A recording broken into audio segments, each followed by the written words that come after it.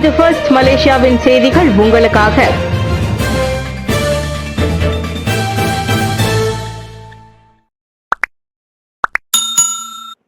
ராணுவ படை லாரியை உட்படுத்திய விபத்திற்கு அலட்சியமே காரணம்.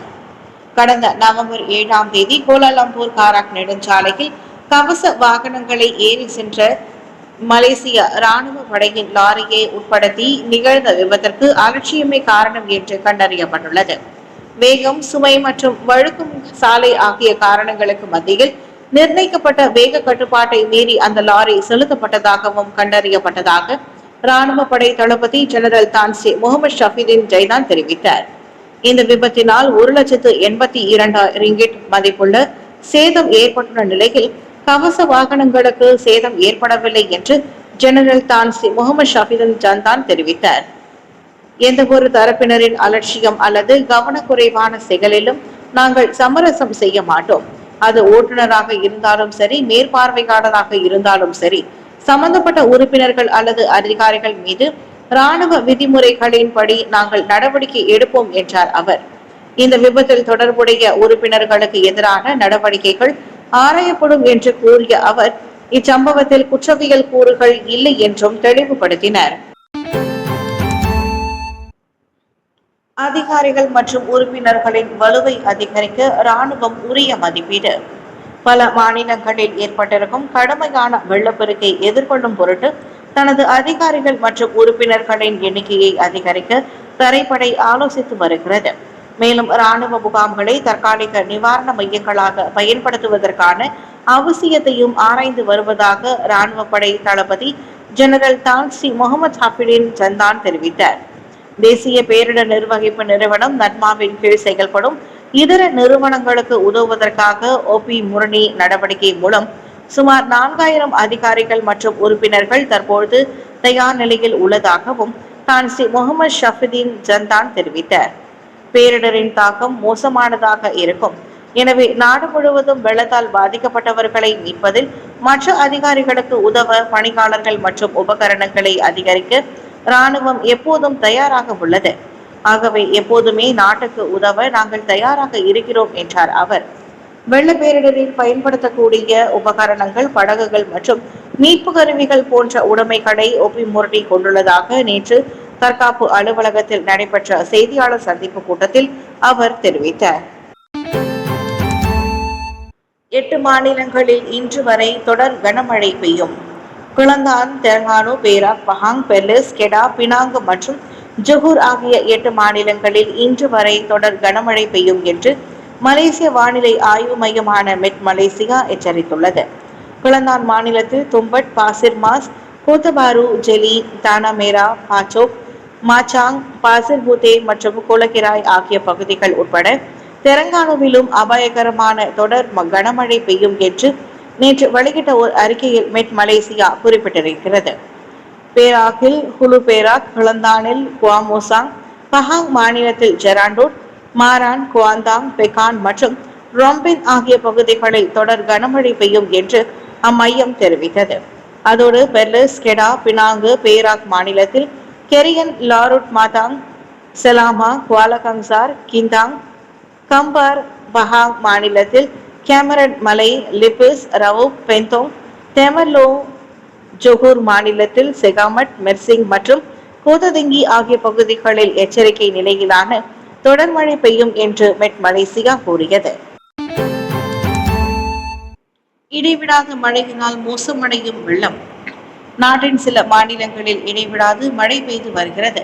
இதனால் வெள்ள நிலைமை மோசமடைந்து வரும் நிலையில் பாதிக்கப்பட்டவர்களின் எண்ணிக்கையும் அதிகரித்துள்ளது. குறிப்பாக கிளந்தானில் அதிகமானோர் வெள்ளத்தால் பாதிக்கப்பட்டுள்ளனர். மாலை நிலவரப்படி கிளந்தான் மாநிலத்தில் பாதிக்கப்பட்டவர்களின் எண்ணிக்கை 65,998 எட்டியுள்ளது. அவர்கள் அனைவரும் 244 தற்காலிக நிவாரண மையங்களில் தங்க வைக்கப்பட்டுள்ளனர். கிளந்தானில் உள்ள பல முக்கிய ஆறுகள் அபாய அளவை கடந்துள்ளதாக நீர்ப்பாசனம் மற்றும் வடிகால் துறை அறிக்கை வெளியிட்டுள்ளது.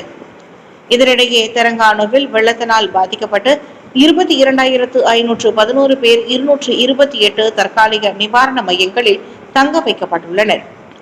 செத்தியூவில் 4,544 பேர், உளு தெலங்கானுவில் 4152 பேர், கெமமானில் 1519 பேர், டுங்கூனில் 703 பேர், மாராங்கில் 665 பேர் மற்றும் கொலநெருசில் 61 பேர் தற்காலிக நிவாரண மையங்களில் தங்கியிருப்பதாக மாநில பேரிடர் நிர்வகிப்பு செயற்குழு தகவல் வெளியிட்டுள்ளது.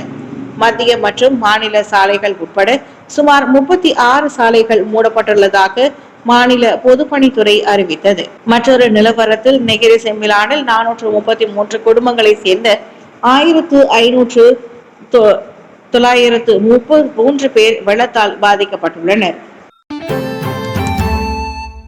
பேரிடர் நடவடிக்கை கட்டுப்பாட்டு மையம் தொடக்கம் நட்மா. வெள்ளத்தால் பாதிக்கப்பட்டவர்களை மீட்கும் மற்றும் நிர்வகிக்கும் நடவடிக்கைகளை ஒருங்கிணைத்து கண்காணிக்கும் பொருட்டு மத்திய PKOP எனப்படும் பேரிடர் நடவடிக்கை கட்டுப்பாட்டு மையத்தை தேசிய பேரிடர் நிர்வகிப்பு நிறுவனம் நட்மா தொடங்கியுள்ளது. வெள்ள பேரிடரை நிர்வகித்து வரும் அனைத்து மாநில PKOP ஒருங்கிணைக்கும் வகையில் மத்திய PKOP தொடங்கப்பட்டதாக நேற்று வெளியிட்ட அறிக்கை ஒன்றில் நட்மா தெரிவித்தது. சொத்துகள் மற்றும் தளவாட தேவைகள் உட்பட மீட்பு குழுக்களின் இயக்கத்தை ஒருங்கிணைக்கவும் PKOP தொடங்கப்பட்டிருப்பதாக நட்மா கூறியது.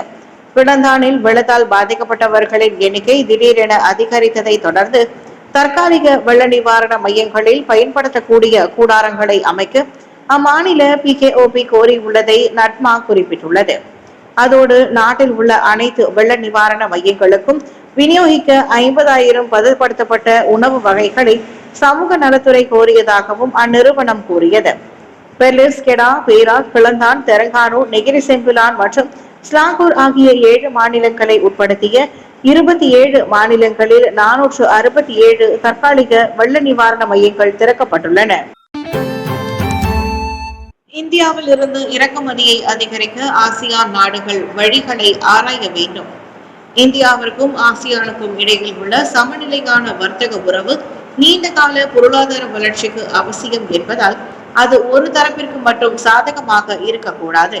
எனவே இந்தியாவில் இருந்து இறக்குமதியை அதிகரிக்க ஆசியான் நாடுகள் வழிகளை ஆராய வேண்டும் என்று இந்திய வர்த்தகத்துறை செயலாளர் ராஜேஷ் அகர்வால் தெரிவித்தார். ஆசியானில் இருந்து மொத்தம் 8,000 கோடி அமெரிக்க டாலர் மதிப்பில் இந்தியா இறக்குமதி செய்வதாக ராஜேஷ் அகர்வால் குறிப்பிட்டார். இது அந்நாட்டின் மொத்த இறக்குமதி மதிப்பில் 11 விழுக்காடு ஆகும். எனினும் ஆசியானுக்கான இந்தியாவின் ஏற்றுமதி கணிசமாக குறைந்து 4,000 கோடி அமெரிக்க டாலராக பதிவாகிய நிலையில் இது ஆசியானின் மொத்த இறக்குமதியில் 2.2 விழுக்காடு மட்டுமே என்று அவர் கூறினார். இந்த விற்பனையை அதிகரிப்பதற்கான கூடுதல் வழிகளை நாம் கண்டறிந்தால் இந்தியாவில் இருந்து அதிக இறக்குமதிகளை மேற்கொள்ளலாம். நாம் அணுகக்கூடிய இன்னும் மிகப்பெரிய வர்த்தகம் இருப்பதாக நான் நினைக்கிறேன். இந்தியாவும் ஆசியானிடம் இருந்து இன்னும் அதிகமாக வாங்க முடியும்.